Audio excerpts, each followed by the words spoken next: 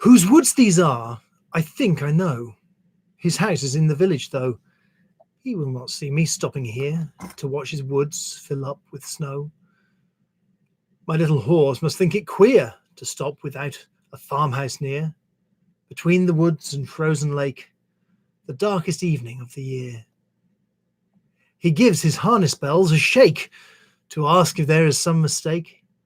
The only other sound's the sweep of easy wind and downy flake. The woods are lovely, dark and deep, but I have promises to keep, and miles to go before I sleep, and miles to go before I sleep. Hello, and welcome to the Oak Tree English Poetry live stream. This time I have selected a few poems to help teach pronunciation. The last one was Robert Frost, Stopping by Woods on a Snowy Evening, which is excellent for teaching diphthongs like O and ear and O, and I've said O, and ache. Really good. Also very good for making sure that students fulfill the word, make sure they finish the word. Particularly helpful for Thai students who often cut the word short. So that's one. Robert Frost was American, but he did write some very good poems, so we let him off that little foible. His poems are fairly simple, use fairly simple English, so you don't have to do a huge amount of pre-teaching to use them. And here is another example. It's called Fire and Ice, and I'm going to put my winter hat back on for this one. And yes, I do go out wearing this. Some say the world will end in fire. Some say in ice. From what I've tasted of desire, I hold with those who favour fire. But if it had to perish twice, I think I know enough of hate to say that for destruction ice is also great and would suffice. We're going to stick with Robert Frost at the moment because I like his poems. And we're going to do The Road Not Taken. Two roads diverged in a yellow wood, and sorry I could not travel both, and be one traveller. Long I stood, and looked down one as far as I could, to where it bent in the undergrowth. Then took the other, as just as fair, and having perhaps the better claim, because it was grassy and wanted wear, though, as for that, the passing there had worn them really about the same. And both that morning equally lay, in leaves no step had trodden black. Oh, I kept the first for another day, yet knowing how way leads on to way, I doubted if I should ever come back. I shall be telling this with a sigh, somewhere ages and ages hence. Two roads diverged in a wood, and I took the one less travelled by, and that has made all the difference. So from an American who wrote good English poetry, we're going to go to a Welshman who became a hobo in America and lost a leg in the process, W.H. Davis. And he wrote, in my opinion, one of the most beautiful short poems in the English language. It's obviously subjective. You can disagree with me, but this is a really good one because it has rhyming couplets. So if it's not pronounced correctly, it's obvious that it's not pronounced correctly. And it's got a nice meter to it. So you can't add extra words in, take words out. You have to do it correctly. This is leisure. What is this life if, full of care, we have no time to stand and stare? No time to stand beneath the boughs and stare as long as sheep or cows. No time to see when woods we pass, where squirrels hide their nuts in grass. No time to see in broad daylight streams full of stars like skies at night. No time to turn at beauty's glance and watch her feet, how they can dance. No time to wait till her mouth can enrich that smile her eyes began. A poor life this, if, full of care, we have no time to stand and stare. Now, there's my hat. There we go. Another one that's really good for meter, for rhyme, for just a lovely feel to the poem, is Sea Fever, for which I need this hat. This poem always reminds me of my granddad. I must go down to the seas again, to the lonely sea and the sky, and all I ask is a tall ship and a star to steer her by. And the wheels kick and the wind's song and the white sails shaking, and a grey mist on the sea's face and a grey dawn breaking. I must go down to the seas again, for the call of the running tide is a wild call and a clear call that may not be denied. And all I ask is a windy day with the white clouds flying, and the flung spray, and the blown spume, and the seagulls crying. I must go down to the seas again, to the vagrant gypsy life, to the gull's way and the whale's way, where the wind's like a whetted knife. And all I ask is a merry yarn from a laughing fellow rover, and a quiet sleep, and a sweet dream when the long trick's over.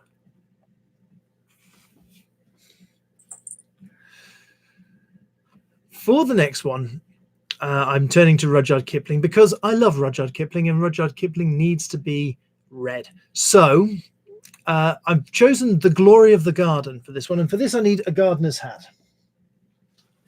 I have borrowed this from my wife. My wife never watches these live streams, so she will never know that I have borrowed her hat. I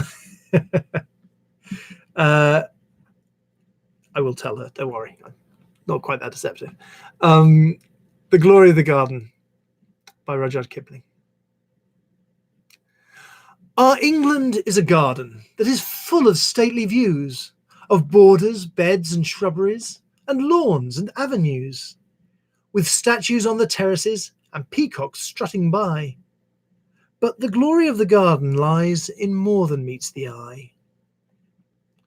For where the old thick laurels grow along the thin red wall, you'll find the tool and potting sheds which are the heart of all, the cold frames and the hothouses, the dung pits and the tanks, the rollers, carts and drain pipes with the barrows and the planks.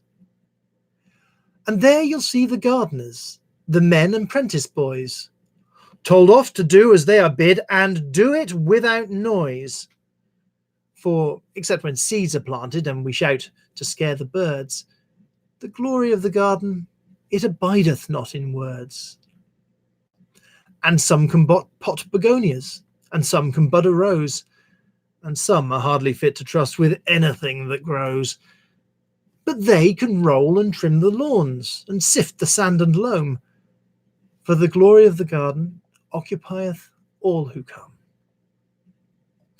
Our England is a garden, and such gardens are not made by singing, "Oh, how beautiful," and sitting in the shade, while better men than we go out and start their working lives at grubbing weeds from gravel paths with broken dinner knives. There's not a pair of legs so thin, there's not a head so thick, there's not a hand so weak and white, nor yet a heart so sick, but it can find some needful job that's crying to be done. For the glory of the garden glorifieth everyone. Then seek your job with thankfulness, and work till further orders, if it's only netting strawberries, or killing slugs on borders. And when your back stops aching and your hands begin to harden, you will find yourself a partner in the glory of the garden. Oh, Adam was a gardener, and God who made him sees that half a proper gardener's work is done upon his knees. So when your work is finished, and you wash your hands and pray for the glory of the garden, that it may not pass away. And the glory of the garden, it shall never pass away.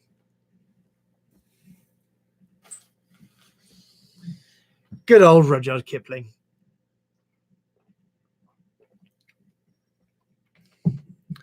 I particularly love Kipling, not only because my father read it to me, but also because I used to go to the old chap next door who later became my godfather, Mr. N. And Mr. N and I would read Rudyard Kipling together. He drew the line Danny Deever, but everything else we had a lovely time talking about. And Mr. N was also a particularly skilled gardener, having been a market gardener and also kept one of the best gardens I think I have ever seen. Fruit gardens, really stunning. Anyway, that's just a personal side. Now, we're going to move now to a chap called Walter de la Mare. Walter de la Mare wrote this poem. It is said to be a children's poem, but frankly, it's beautiful. And there's loads of good rhymes. There's a good measure to it, good meter to it. And I think it's very useful for pronunciation. It's called Silver. There's one word that you might have to pre-teach, which would be shoon. Slowly, silently, now the moon walks the night in her silver shoon. This way and that she peers and sees silver fruit upon silver trees. One by one the casements catch her beams beneath the silvery thatch. Couched in his kennel like a log, with paws of silver, sleeps the dog. From their shadowy coat the white breasts peep, of doves in a silver feather's sleep. A harvest mouse goes scampering by, with silver claws and a silver eye, and moveless fish in the water gleam by silver reeds in a silver stream. I do love that poem. I always have. Absolutely beautiful. And now, one more practical poem for pronunciation. This one particularly useful for Italians. Italians have a real problem with H's. Not all of them, but the majority that I have had the pleasure of teaching. And therefore I I recommend this. I call it a poem, but it's just a it's something to enjoy. Harry went to Hampstead. Harry lost his hat. Harry's mother said to Harry, "Harry, where's your hat?" "Hanging in the hall," said Harry. As he uttered that, in came Cousin Hubert, holding Harry's hat. Of course, you can do it ad nauseum, but as he uttered that, in came Cousin Hubert, holding Harry's hat, is a really useful line to show which H's are pronounced, when H's are pronounced and when H's are not needed. That aspirated sound only is really only for the letter H, but not even always then. Yeah. Anyway, there we go. That is my offering today for pronunciation poems. I hope you've found it helpful or useful or interesting. And if you have, please like my channel, subscribe, like this video. Feel free to share it with any other teacher friends, or just friends who are interested in that sort of thing. And thank you very much for watching. Have a wonderful day. Goodbye.